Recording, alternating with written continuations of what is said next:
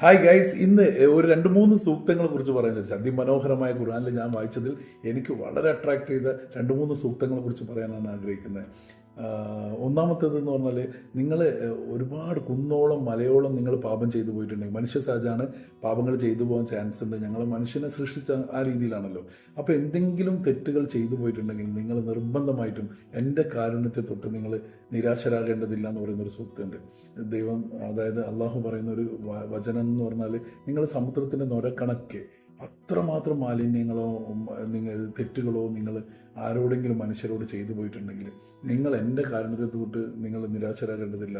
നിങ്ങൾ എന്നോട് ചോദിക്കൂ, ആ തെറ്റ് പിന്നെ ആവർത്തിക്കാതിരുന്നാൽ ഞാൻ മുഴുവനായിട്ടും നിങ്ങൾക്ക് ആ പാപം പുറത്തു തരും എന്നുള്ളത് പറയുന്നുണ്ട്.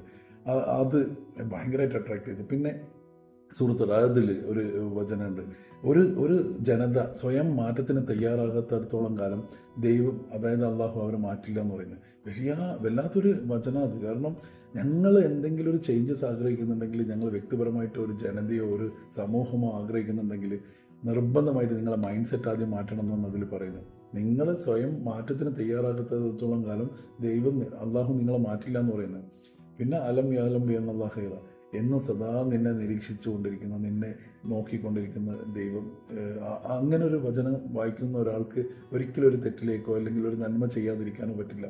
അപ്പം ആദ്യത്തെ സൂക്തം എനിക്ക് എന്നെ ഭയങ്കര കോൺഫിഡൻസ് ലെവൽ കൂട്ടുന്നതാണ്. കാരണം നമ്മൾ പെട്ട് തീർന്നു എന്നെല്ലാം പറയുന്നില്ലേ, ഇപ്പം ജെൻസി പിള്ളേർ പറയുന്നില്ലേ, പെട്ട് കഴിഞ്ഞ് തീർന്നു എന്നെല്ലാം പറയുന്ന ആ സന്ദർഭത്തിൽ പോലും ഞങ്ങൾ പടച്ചവനോട് ഡയറക്റ്റ് നമ്മൾ പ്രാർത്ഥിച്ചു കഴിഞ്ഞാൽ, അല്ലെങ്കിൽ അവനോട് ഏറ്റു പറഞ്ഞു കഴിഞ്ഞാൽ, ആ പാപം മുഴുവൻ പുറത്ത് നിന്നെ പുതിയൊരു കുട്ടിനെ പോലെ ആക്കിയെടുക്കുന്നതാണ് പറഞ്ഞത്. അപ്പം 2025 വരെ ചെയ്തു പോയ എല്ലാ തെറ്റുകളും നമ്മൾ ഏറ്റു പറഞ്ഞ് ഞങ്ങൾക്കത് ആ തെറ്റിലേക്ക് വീണ്ടും പോകാതെ 2026 മുതൽ നിങ്ങളുടെ ജീവിതത്തിൽ ഏറ്റവും അത്യുന്നതങ്ങളിലേക്ക് എത്തട്ടെ എന്ന് ആത്മാർത്ഥമായിട്ട് പ്രാർത്ഥിക്കുന്നു. All the best guys. Thank you.